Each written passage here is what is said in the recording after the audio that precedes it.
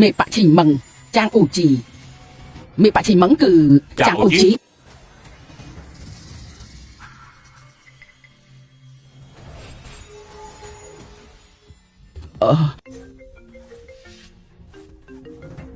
ឃើញហើយឬនៅ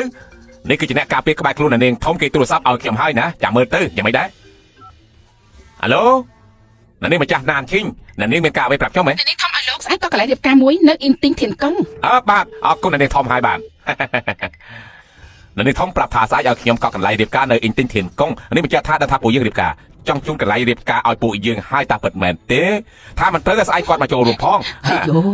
ហើយដល់ពេលនោះខ្ញុំប្រកាសជាសុំឲ្យគាត់នោះជួយធ្វើជាសាកសីឲ្យពួកយើងរៀបការជាមួយគ្នាពីរនាក់អ៊ីនទីងធានកុងនោះជាស្ថានភាពទំនើបបំផុតនៅណានសៀកលើថាកក់កន្លែងយ៉ាងហោចណាស់ត្រូវប្រាប់មុន10ឆ្នាំដែរប្រើឈ្មោះរបស់នាងធំប៉ាក់ឈីងមឹងតើណាដែលហ៊ានមិនព្រមទៅបាទនាងធំអាចធ្វើជាសាកសីមង្គលការពួកយើងនេះជាកិត្តិយសធំណាស់ណានសឹងទាំងមូលសត្វតែគោរពពួកយើងអីចាអ្នកប្រុសឈីងមិនធម្មតាពិតមែនប៉ាក់ឈីងមឹងប្រកាសជាឲ្យតម្លៃថ្លៃហើយមកឈីងសៀនៅមិនសម្រាប់ចិត្តនៅតែចង់រៀបការជាមួយខ្ញុំចាអូជីលោកឈ្មោះហើយសម្បីខ្ញុំក៏មិនឃើញលោកផងនាងធំប៉ាក់ឈីងមឹងមិនអាចចង់រៀបការជាមួយលោកបើសិនជាបែបហ្នឹងគេរត់តែមិនអាចធ្វើជាសាកសីរៀបការឲ្យកូនចៅទៅជួបប៉ាក់ទេអ្នកប្រុសឈីងលោកមិនមែនយល់ខុសទេដឹងអី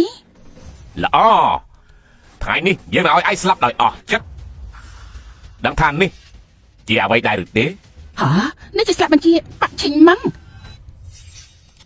ស្លាប់បញ្ជាប៉ាក់ឈីងមឹងចែកឲ្យកូនចៅក្នុងប៉ាក់ឈីងមឹងប៉ុណ្ណោះស្មានមិនដល់អ្នកប្រុសឈីងទើបចូលប៉ាក់ឈីងមឹងមិនអាចមានស្លាប់បញ្ជានេះមើលទៅប៉ាក់ឈីងមឹងឬជោគលោកហើយព្រះអើយហើយយ៉ាមិនដល់10ឆ្នាំលោកប្រកាសជាអាចខ្លាចជាកូនចៅក្នុងប៉ាក់ឈីងមឹងអនាគតឥតព្រំដែនមិនចម្លែកទេដែលយកបានការអនុគ្រោះពីអ្នកនាងធំរបស់ប៉ាក់ឈីងមឹងព្រះហើយ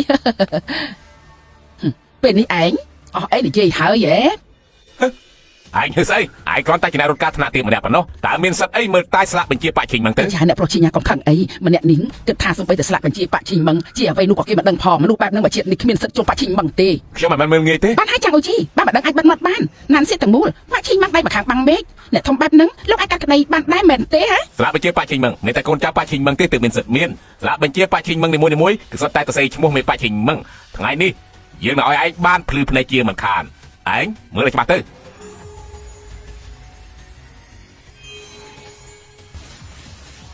មេប៉ាក់ឈីងមឹងចាងអ៊ូជីមេប៉ាក់ឈីងមឹងគឺ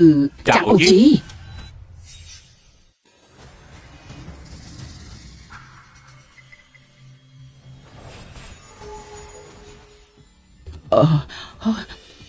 មិននេះប្រកាសជាស្វាងភ្នែកហើយមេប៉ាក់ឈីងមឹងមិនអាចជាចាំងអ៊ូជីជន់អត់បានការម្នាក់នឹងប៉ាក់ឈីងមឹងគឺជាស្ដេចកម្មាទេវតាដែលគេនិយាយតគ្នានោះគឺ5ឆ្នាំមុនទេជាមនុស្សទេពឹងលើកម្លាំងតែម្នាក់ឯងប្រើត្រាបិទបិសាចចាំងអ៊ូជីឃើញហើយនៅទោះជាអ្នកប្រុសឈីងឬក៏អ្នកនាងធំប៉ាក់ឈីងមឹងឬស្ដេចកម្មាទេវតាមេប៉ាក់ឈីងមឹងសុទ្ធតែឯងប៉ះពាល់មិនបានទេ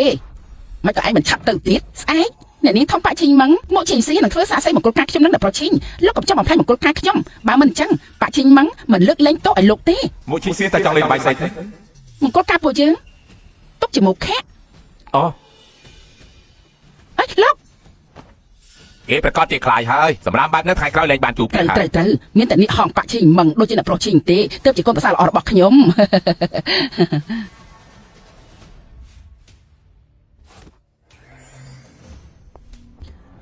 ឈីងលន់សំគ្រប់ស្ដេចកម្មាទេវតាក្រោកឡើងឈីងលន់ទៅប្រាប់មកឈីងសៀប៉ាក់ឈីងមឹងទៅរឿងមង្គលការយើងយល់ព្រមស្ដេចកម្មាទេវតាក្រែងគួរតែដឹងលោកជាសុងហុងយានហ៎ស្អែកនាងជាប្រពន្ធលោកហើយមិនក៏ជាមុខឈីងសៀទៅវិញ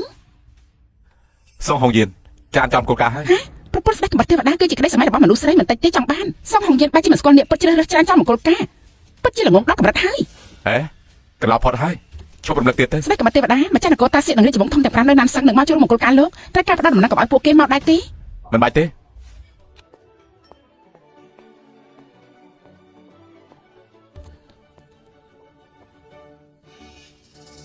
អូជីឯងចាំខកកន្លែងទេដឹងទីនេះមិនក៏ជាកន្លែងមង្គលការរបស់ឈីងថៃជឺហើយនឹងសុងហុងយានទៅវិញគួរតែមិនខុសទេមកឈីងសៀប្រាប់ខ្ញុំថា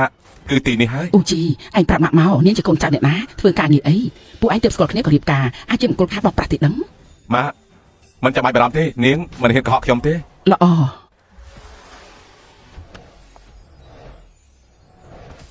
ជូនពរដល់អ្នកថតប៉ាជីមឹងមង្គលការរីករាយស្រឡាញ់គ្នា100ឆ្នាំ